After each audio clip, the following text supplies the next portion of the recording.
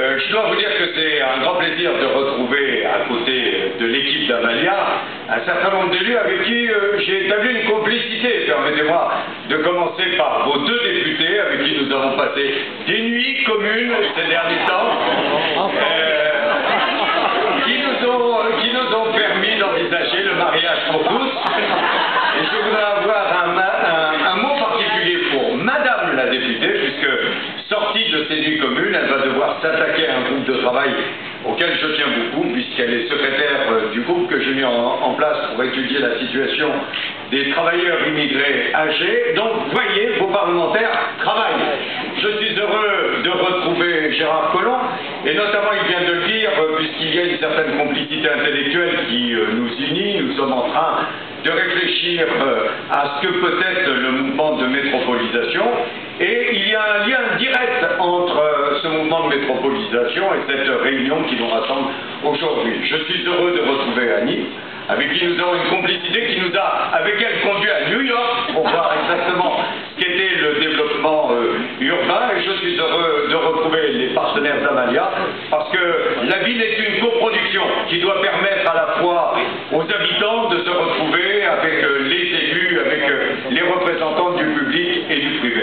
Mesdames et messieurs, pourquoi ce lien entre la réunion qui m'a permis d'échanger avec Gérard Collomb il y a quelques instants et cette pose de la première pierre?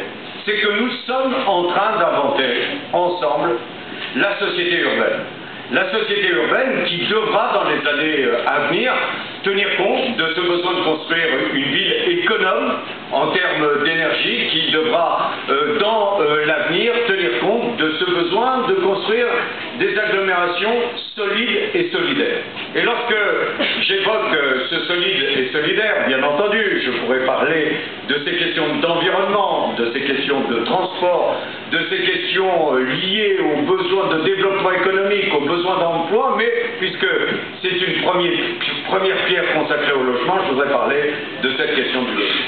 Aujourd'hui, nous devons en finir avec cette ségrégation spatiale qui nous a amené au lendemain des années 60 à voir la ville dériver, à voir ces quartiers monofonctionnels qui ont fonctionné au rythme du travail pendant des années, qui ont connu la désespérance lorsque le chômage de masse et la désindustrialisation se sont abattus sur eux. Nous devons en finir avec ce rythme implacable qui était en train de faire vibrer le cœur de nos villes, avec des centres-villes qui vieillissaient de plus en plus.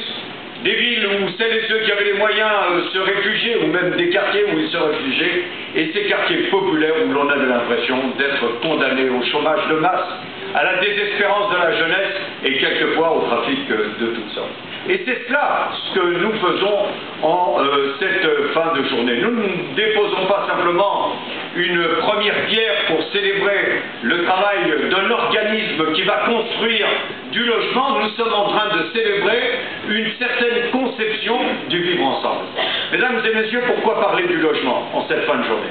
Parce que l'on ne mesure pas quelquefois en quoi ce logement est indispensable dans la vie des habitants. À la fois en termes de mixité que je viens d'évoquer, mais en termes de parcours individuel.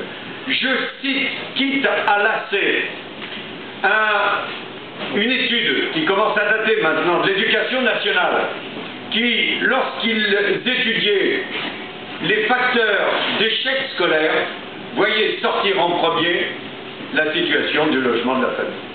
Et donc on le voit bien, sur cette question du logement, bien entendu c'est de vivre ensemble, mais c'est aussi de l'égalité des chances dont il est question pour les plus jeunes, de l'accès au logement dont il est question pour ceux qui peuvent prétendre au travail, et puis du parcours de vie tout simplement. Lorsqu'on est jeune, que l'on quitte, que l'on veut quitter sa famille, parce qu'on a trouvé un premier emploi, parce que, comme je le disais tout à l'heure, dans le cadre du mariage pour tous, on peut aimer qui l'on veut, et faire un bout de sa vie avec celui ou celle que l'on aime. Eh bien souvent, le premier blocage, c'est celui de ne pas trouver de logement. Et c'est à cela que nous répondons ensemble.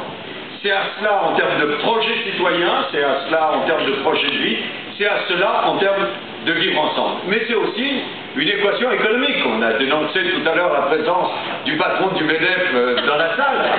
Mais il est bienvenu, parce qu'au travers du logement, c'est aussi cette question du développement économique, de la création d'emplois quand il est question, pour répondre à ce besoin social que j'évoquais dans la première partie de mon discours. Et vous avez eu raison de le dire. Il nous faut arriver très vite à des règles stables en ce qui concerne la production de logements, y compris sur la question de la TVA. On ne pourra pas jouer au yo-yo parce que l'on sait comment quelquefois les mauvaises anticipations peuvent bloquer des projets entiers, peuvent bloquer la réalisation de logements, peuvent bloquer des programmes entiers compte tenu des difficultés ou des inquiétudes qu'il peut y avoir sur le plan financement.